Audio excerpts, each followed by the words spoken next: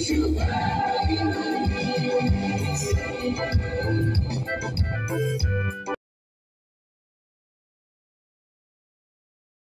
kutufundisha. Mwenyezi Mungu, mkutano huu unapoendelea, Mwenyezi Mungu, zidi kukaa pamoja na wana wako. Wanaposikia sauti yako, Mwenyezi Mungu, waweze kubadili mioyo yao na waseme kwamba kwa hakika wewe ni mweza yote. Kwa hakika wewe ni shujaa wao. Mungu wetu, zidi kukaa pamoja na hao, Mwenyezi Mungu. Katika senda hii ndogo, Mwenyezi Mungu, usiwache wana wako wazidi kusikia neno lako na wazidi kubadili mioyo yao. Mungu wetu, tutakushukuru kwa vyote katika jina la Yesu Kristo aliye mwokozi wetu. Anafahamu udhaifu wetu. Anasema kwamba mimi mwenyewe ninafahamu uchungu ambao unapitia mwenyewe. Anafahamu udhaifu ambao unaopitia wewe mwenyewe. Watu katika senta hii na watu wa Mungu, Yesu yupo. Anasema kwamba ninasikia kila ambacho unazungumza. Anasema kwamba udhaifu wote nami nitaweza kusikia. Alipitia majaribu jinsi ambayo tunapitia, na anasikia, anajua ujungu ambao tunaopitia wakati wa sasa. Bali kufanya dhambi, watu wa Mungu, sikiliza, watu wengi utafuta mtu wa kuelewa maumivu yao. Tunapata katika hii dunia wanafanya kinyume na mapenzi ya Mwenyezi Mungu. Unapopitia machungu, wanaenda kumwelezea mtu mwingine. Nilipokuwa natembea, watu wa Mungu, ninaangalia pale juu unaandika, hii ni namba ya mganga. Ukitaka kunitafuta, niweze kunipigia simu. Watu wa Mungu, anayesikia maumivu yetu yote ni Yesu Kristo. Usiende kwa mganga uweze kueleza siri zako zote. Ataweza kusikia tu, anasema yes, wapi, mwishowe anasema ni hivi na hivi. Lakini anayesikia sauti yako na maumivu yako na udhaifu wako wote ni Yesu Kristo mwenyewe. Hakuna mtu ambaye anayesikia udhaifu wako, ni Yesu Kristo. Nitaweza kurudia, anayesikia maumivu yako yote, watu wa Mungu, ni Yesu Kristo. Hakuna mtu yeyote anayesikia maumivu yako. Usiende kwa mganga umwelezee kila ambacho unahisi kwa kila wakati. Na Yesu unapomwelezea, unapopiga magoti na umwelezea Mwenyezi Mungu, Yesu, niko hivi na hivi, naye atasikia na atajibu maombi yako. Tumwelezee Yesu Kristo maumivu yetu yote. Unapokuwa mgonjwa, katika magonjwa, huzuni, upweke na changamoto. Katika huzuni, katika magonjwa, upweke na au changamoto za maisha, peleka udhaifu wako kwa Mwenyezi Mungu, na atasikia kwa sababu anasema kwamba katika magonjwa nami nitakutibu, katika huzuni nitakupa furaha, katika upweke nitakuwa karibu na wewe kila wakati. Ukiona kwamba umetengwa na marafiki, ukiona umetengwa na familia, ukiona umetengwa na mtu yeyote, na Yesu anasema kwamba nitakuwa pamoja na wewe kila wakati. Watu wa Mungu, sikia ujumbe. Unasema kwamba unapokuwa upweke, nami nitakuwa pamoja na wewe kila wakati. Usijione kwamba mimi mwenyewe nimekaa kando, hakuna yeyote anayenisikia. Yesu yupo juu mbinguni, anakusikia mpendwa. Watu wa Mungu, kuna shujaa wetu anasikia kila ambacho tunamwelezea. Watu wa Mungu, usijelewe, mwelezee shida zako. Huyu shujaa ambaye tunazungumzia tangia Jumapili hadi wakati wa sasa, tunasema shujaa ni nani? Shujaa ni Yesu Kristo aliye juu mbinguni. Anasikia udhaifu wetu, anasikia huzuni yetu, anasikia upweke wetu, anasikia magonjwa yetu, naye atajibu. Watu wa Mungu, sikiliza, Biblia inasema kwamba unapokuwa na shida yoyote, nami nitakusaidia. Sikiliza, mara nyingi atupate mtu wako tusikiliza, lakini Yesu shujaa kutoka juu mbinguni anaelewa hali tunayopitia. Wakati mwingine tunakosa wa kumwelezea, naye anapokuwa juu mbinguni anazungumza na wewe, anasema ya kwamba mtoto wangu, ni nini? Mbona unateseka? Ni nini mpendwa? Njoo kwangu, zungumza na mimi kwa sauti ya upole, nami nitakusikia. Zungumza na yeye kila wakati, naye atakusikia. Zungumza na yeye, mweleze Yesu Kristo, ninazungumza na wewe. Nina mambo mengi yanayonisumbua katika maisha yangu, na Mwenyezi Mungu, ninahitaji upendo, ninahitaji furaha, ninahitaji amani kila wakati, naye atakusikia. Watu wa Mungu, Mwenyezi Mungu anasikia kweli kweli. Anasema kwamba sikio langu si fupi nisikusikia. Anakusikia mpendwa, kila wakati atakusikia. Na anaelewa kila ambacho tunapitia katika hii dunia. Watu wa Mungu, Yesu aliishi kama mwanadamu. Kwa hakika Yesu aliishi kama mwanadamu katika hii dunia. Alipokuwa katika hii dunia aliishi yeye mwenyewe kama mwanadamu. Katika kitabu cha Yohana 1 mstari wake ni wa 14. Msomaji wangu wa Kiswahili, naomba uweze kwenda hadi kitabu cha Yohana 1 mstari wake ni la 14. Alizaliwa kama nani? Alizaliwa kama sisi wenyewe. Yesu mwenyewe alizaliwa kama sisi wenyewe, akakuwa. Tunaona kwamba Yesu alizaliwa akaishi maisha kawaida kama mwanadamu. Yeye mwenyewe alipitia changamoto za hapa na pale. Ndio maana yeye mwenyewe anaelewa shida zetu, anaelewa uchungu tunaopitia kila wakati. Naye anasema kwamba njoni, zungumza na mimi, chochote ambacho unapitia nami nitaweza kusikia.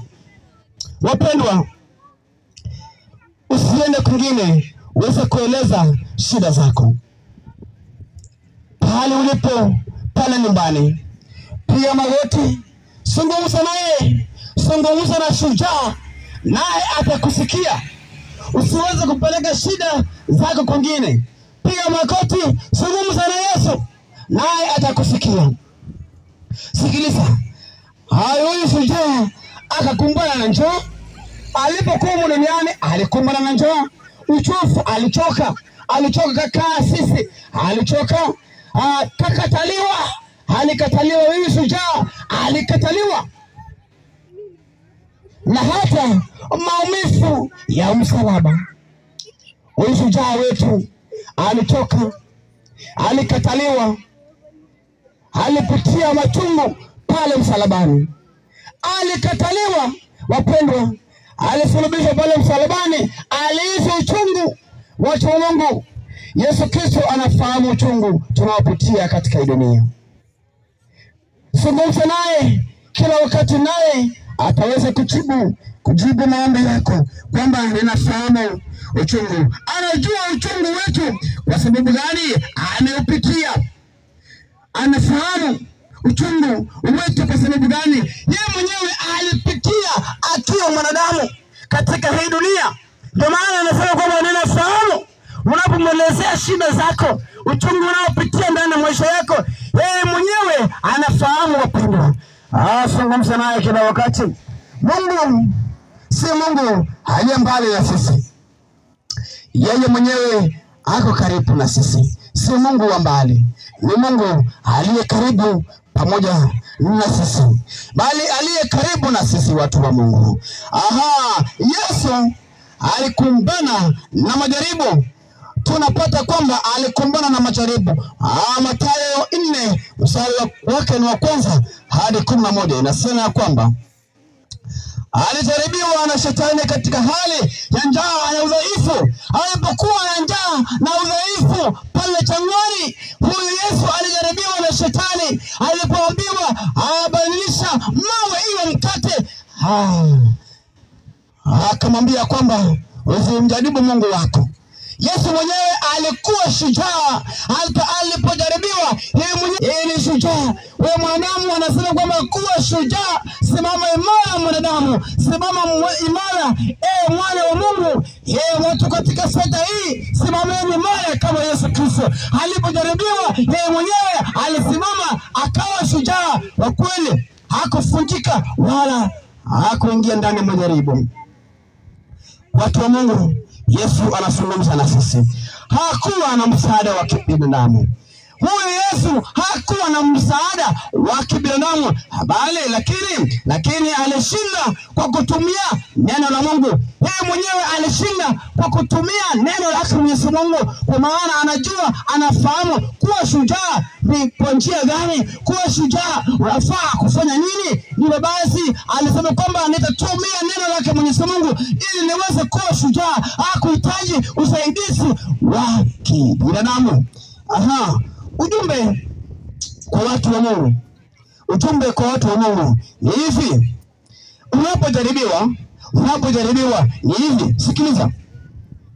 Unapojaribiwa na tamaa za humu duniani, chakula kitakuangusha.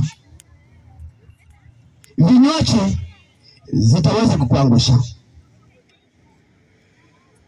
Na Yesu anasema kwamba simama imara. Wewe mwanangu, simama imara. Usijaribiwe katika hii dunia. Usijaribiwe na tamaa za kimwili. Usijaribiwe na tamaa ambazo asifai. Anasema kwamba simama imara. Ni ujumbe mtakatifu watu wa Mungu. Usilipuuze, kwa maana Yesu anasema kwamba simama imara. Simama imara mpendwa. Usiwe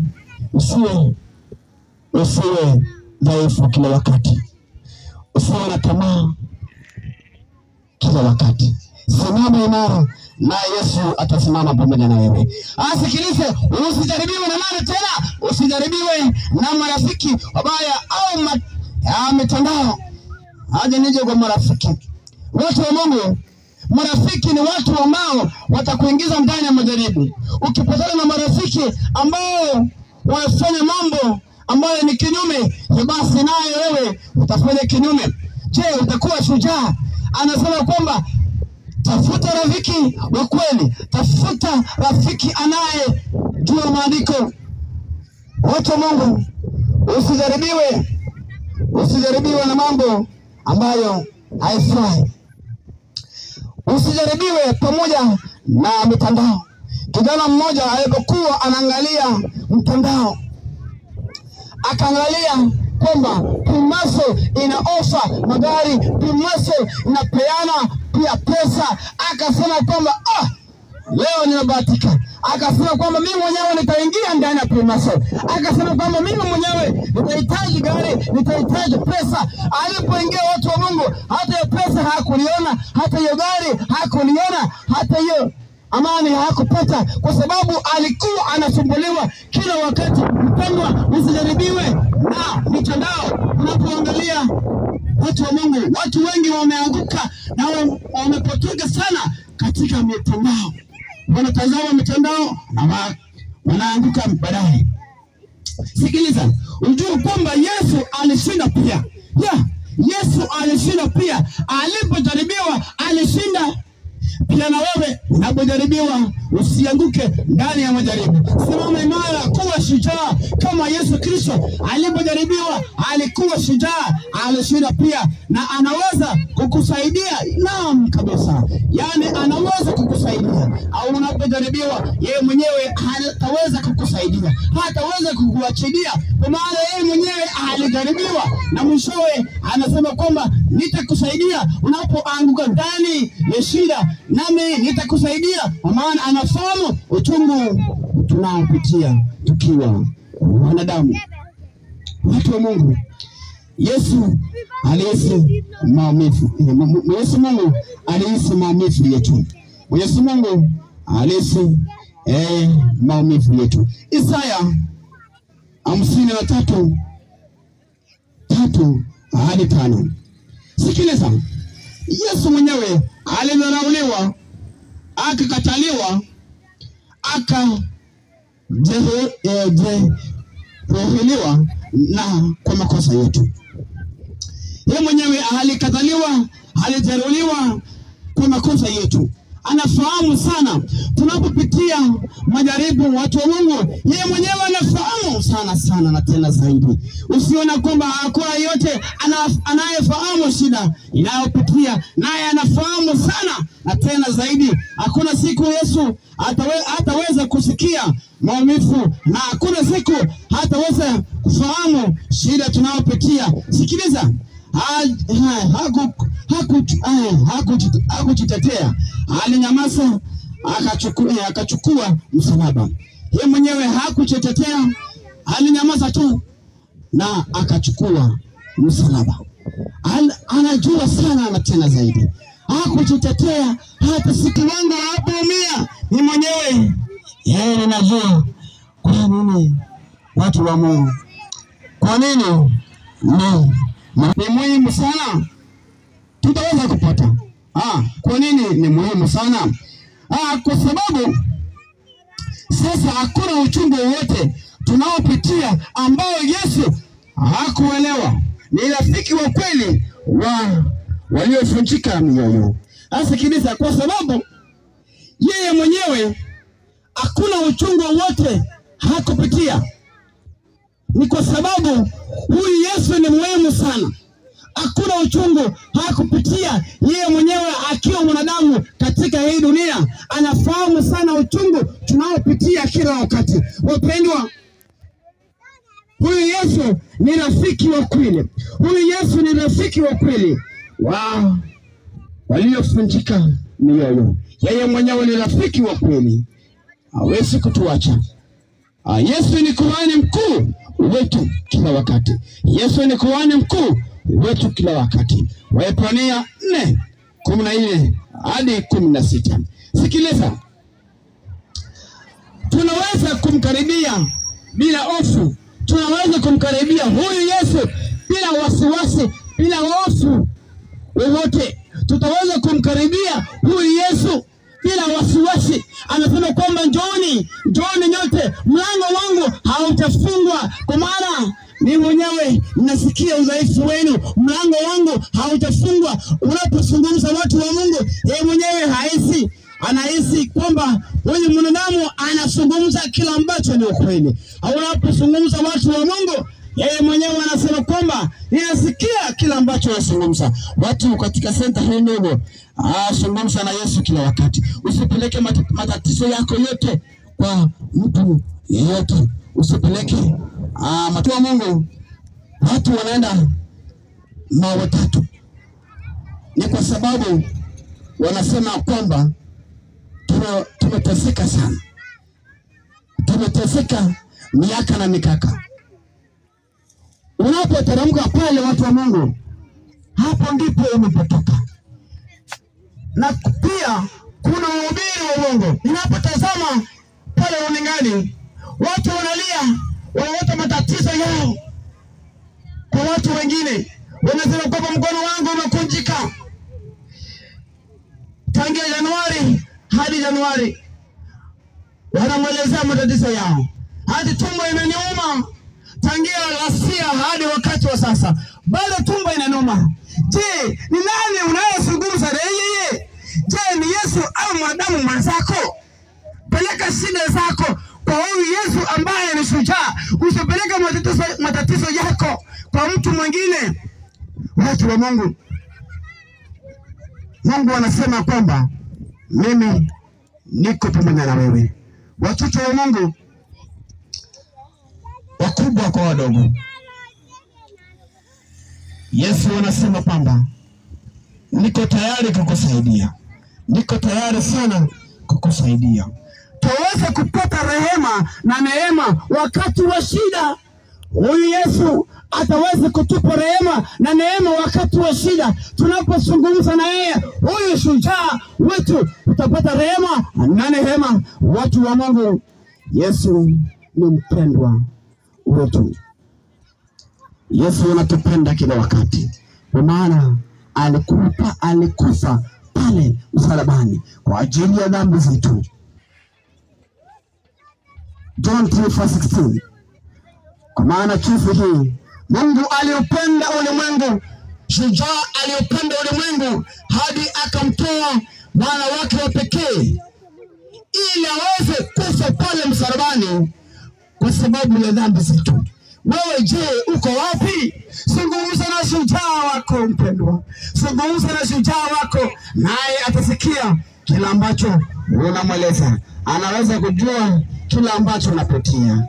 Hala mwisho, watu wa Mungu, swali likaja hivi: inasema kwamba, je, unapitia hali ngumu? Je, unapitia hali ngumu mpendwa? Yesu anauliza, je, unapitia hali ngumu ama haupitii hali ngumu?